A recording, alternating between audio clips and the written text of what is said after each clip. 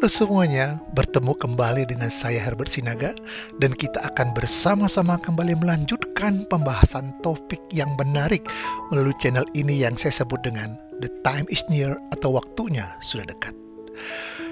Kita telah mengetahui bagaimana supaya kita selamat dan supaya kita tetap selamat melalui video-video sebelumnya. Hanya melalui Yesus dan bersama dengan Dia setiap saat kita akan selamat bila Yesus datang yang kedua kalinya. Dan kalau kita ingin bersama dengan Dia setiap saat, tentulah kita harus mengenal Dia. Bagaimana supaya kita bisa mengenal Dia lebih dekat? Kita akan membahasnya bersama-sama kembali dengan satu sumber yang tidak akan pernah salah. Apa itu? Alkitab, firman Allah yang hidup. Bila saudara-saudara ingin mengikuti video lanjutan dari seri ini atau video-video sebelumnya, dapat segera subscribe dan like channel ini sehingga saudara-saudara tidak ketinggalan untuk seri-seri berikutnya. Nah sekarang, kalau kita mau mengenal seseorang, satu cara yang paling mudah adalah melalui buku yang dapat dipercaya menceritakan mengenai orang tersebut. Kalau kita melihat zaman sekarang ini, ada banyak buku yang menceritakan mengenai Yesus. Namun, buku apa yang paling tepat untuk menceritakan tentang Yesus yang dapat dipercaya? Hanya satu, saudaraku, Alkitab. Mari kita pelajari bersama mengapa Alkitab sebagai buku yang paling dapat dipercaya untuk mengenal Yesus. Dan mengapa juga kita harus mempelajari Alkitab yang merupakan satu-satunya buku yang bisa dipercaya untuk menuntun kita agar tetap selamat. Ada satu pertanyaan penting. Apa yang Alkitab katakan mengenai Alkitab itu sendiri? Dan apa yang Alkitab ceritakan mengenai Yesus? Satu pertanyaan yang sangat penting untuk kita bahas pada saat ini. Dan juga ada dua pertanyaan bagian besar yang akan kita kupas dalam video ini dan video-video berikutnya. Untuk itu, kita mulai dengan satu pertanyaan yang sangat penting. Mengapa saya harus percaya dengan Alkitab? Mari kita lihat penjelasan berikut ini. Kalau kita melihat banyak buku menawarkan solusi mengenai kehidupan, tapi tidak satu pun yang memberikan jaminan keselamatan bagi masa depan kita. Tetapi Alkitab memberikan satu solusi untuk masalah kehidupan kita sekarang dan yang akan datang. Dan Alkitab juga menjawab pertanyaan yang sangat penting dalam hidup kita, seperti dari mana kita datang? Mengapa kita ada di sini? Dan kemana kita akan pergi? Mari kita lihat bukti-bukti mengapa kita percaya akan Alkitab. Seperti kita ketahui, Alkitab mempunyai dua buku, yaitu Perjanjian Lama terdiri dari 39 buku, Perjanjian Baru terdiri dari 27 buku. Dan pertanyaan yang akan muncul adalah, fakta-fakta apa yang membuktikan bahwa Alkitab adalah inspirasi dari Tuhan? Suatu bukti keajaiban terbesar dari Alkitab sebagai inspirasi dari Tuhan adalah yang pertama, kesatuan. Mari kita simak dengan hati-hati fakta yang luar biasa berikut ini. Alkitab ditulis di 3 benua, yaitu Asia, Afrika, dan Eropa. Yang kedua adalah Alkitab ditulis dalam 3 bahasa, bahasa Aramik, Ibrani, dan Yunani. Dan yang ketiga, Alkitab ditulis oleh 40 orang yang sangat berbeda latar belakangnya. Ada yang gembala, ada seorang raja, ada ahli ilmu pengetahuan, ada ahli hukum, ada seorang jenderal, ada nelayan, ada seorang imam, ada seorang dokter, dan lain-lain. Luar biasa, bukan? Dan yang keempat, Alkitab ditulis dalam masa yang sangat panjang, 1500 tahun. Dan dalam masa yang panjang ini, Alkitab terpelihara sepanjang waktu. Sebagai contoh, Perjanjian Baru ada 5.838 naskah dalam bahasa Yunani asli, dan secara total ada 24.362 naskah. Jauh lebih banyak dari semua buku kuno yang pernah ada di dunia ini. Di dalam Mazmur 12 ayat 6 dan sampai dengan 7, janji Tuhan adalah janji yang murni, bagaikan perak yang teruji, 7 kali dimurnikan dalam dapur peleburan di tanah. Engkau, Tuhan, yang akan menepatinya. Engkau akan menjaganya senantiasa terhadap angkatan ini. Jadi Alkitab dijaga terus oleh Tuhan keberadaannya.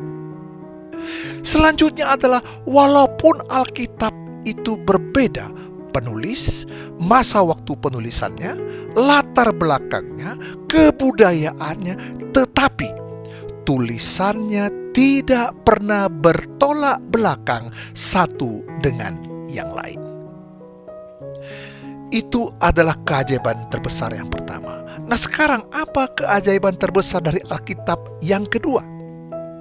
Alkitab ditulis dengan pokok tulisan yang paling kontroversial. Semuanya telah dicatat, dipenuhi, dan disaksikan dalam sejarah hingga saat ini. Seperti air bah, nubuatan Daniel, penyalipan dan kebangkitan Yesus, dan lain sebagainya. Hanya kedatangan Yesus yang kedua kali yang belum terpenuhi. Nah, sekarang keajaiban terbesar dari Alkitab yang ketiga adalah Alkitab ditulis oleh orang-orang yang pada umumnya tidak pernah saling bertemu, seperti Musa dengan Daniel, Musa dengan Daud. Mereka tidak pernah bertemu satu sama lain. Tetapi apa yang dikatakan di sini ada Alkitab memberikan satu petunjuk bahwa apa yang dituliskan mereka tidak bertentangan satu dengan yang lain. Dan Alkitab adalah buku yang luar biasa juga dan lengkap, karena buku ini termasuk memuat akan ilmu pengetahuan.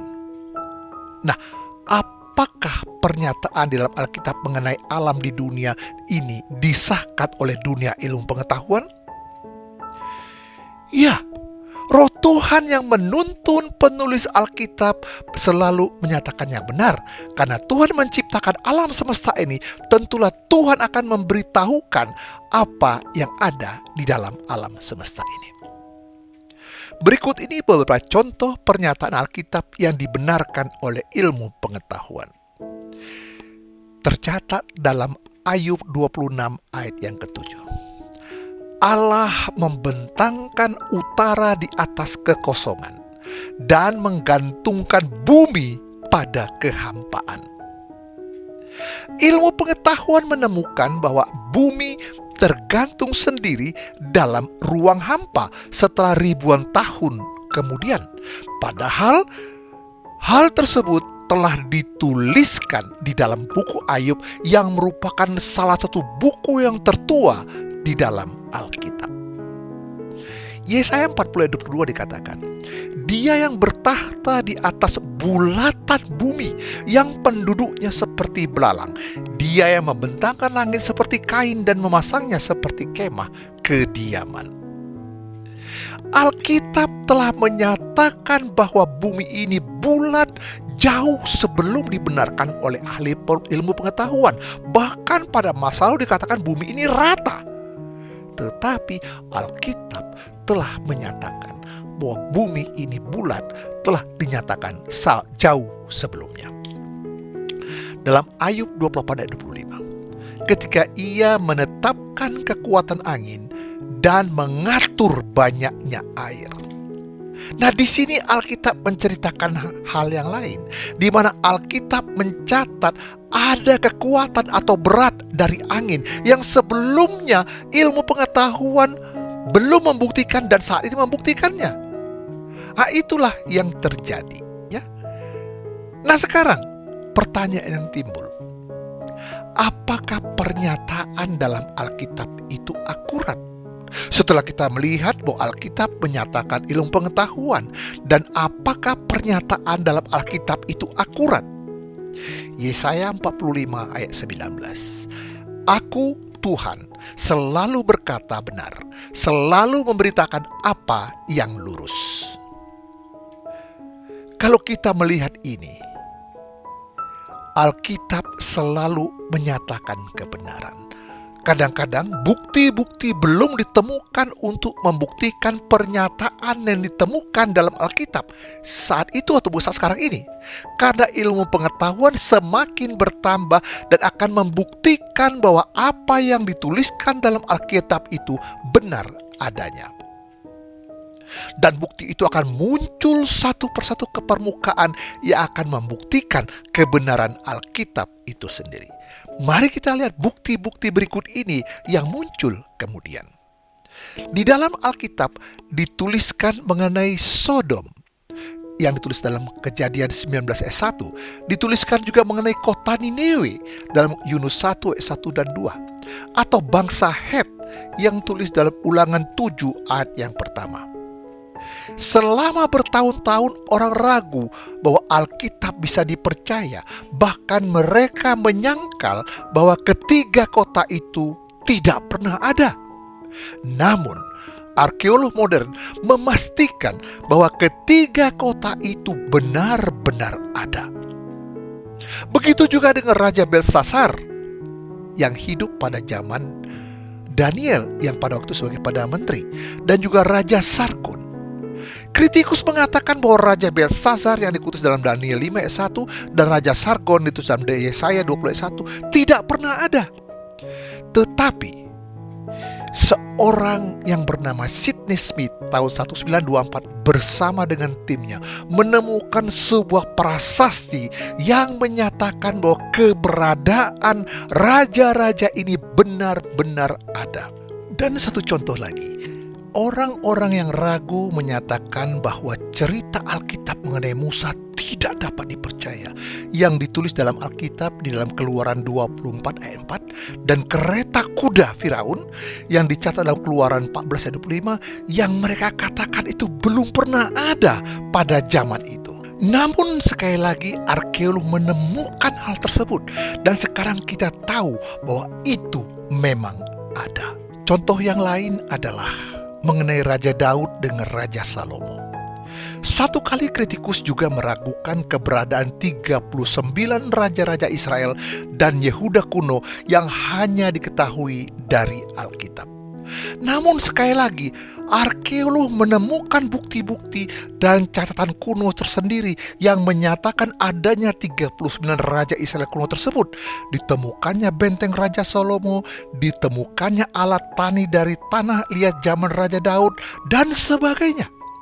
Kembali catatan Alkitab terbukti akurat. Jadi, mengapa Alkitab dapat kita pegang sebagai buku yang dapat dipercaya, khususnya untuk mengenal Yesus? Hanya Alkitab yang memberikan jaminan keselamatan bagi kita masa depan. Dan Alkitab juga yang memberikan solusi untuk masalah kehidupan kita sekarang dan yang akan datang. Alkitab juga merupakan buku yang diinspirasikan oleh Tuhan melalui para nabi dan rasul. Sekarang, bukti itu dapat dilihat melalui kesatuan dalam penulisan. Seperti yang ditulis di tempat yang berbeda, yaitu 3 benua, Asia, Afrika, dan Eropa. Ditulis dalam 3 bahasa, dituliskan oleh 40 orang yang berlatar belakang berbeda, dengan jangka waktu 1500 tahun dan terpelihara sepanjang waktu. Namun, isinya tidak bertentangan satu dengan yang lain. Dan juga Alkitab berisi suatu yang paling kontroversial, namun itu terjadi. Dan hampir semua penulisnya tidak pernah saling bertemu. Dan Alkitab juga mencatat nubuatan yang semuanya terjadi dan juga menuliskan ilmu pengetahuan yang ternyata terbukti digunakan hingga saat ini. Jadi, disinilah kita melihat bahwa Alkitab itu ditulis dengan tuntunan Tuhan sendiri. Dengan satu sumber, yaitu Tuhan, maka semuanya tidak akan bertentangan satu dengan yang lain, dan semuanya terbukti terjadi. Nah sekarang, adakah bukti-bukti lain yang bisa dipercaya bahwa memang Alkitab adalah buku yang kita bisa percayai? Dan bagaimana perjalanan Alkitab yang lebih dari 1500 tahun sampai sekarang ini, sehingga Alkitab ini bisa bertahan sampai saat ini. Kita ikuti pembahasan berikutnya yang berjudul Bukti Kebenaran Alkitab dan Perjalanannya hingga sekarang ini. Jangan lupa untuk subscribe dan like untuk mendapatkan notifikasi untuk menyaksikan video-video berikutnya. Tuhan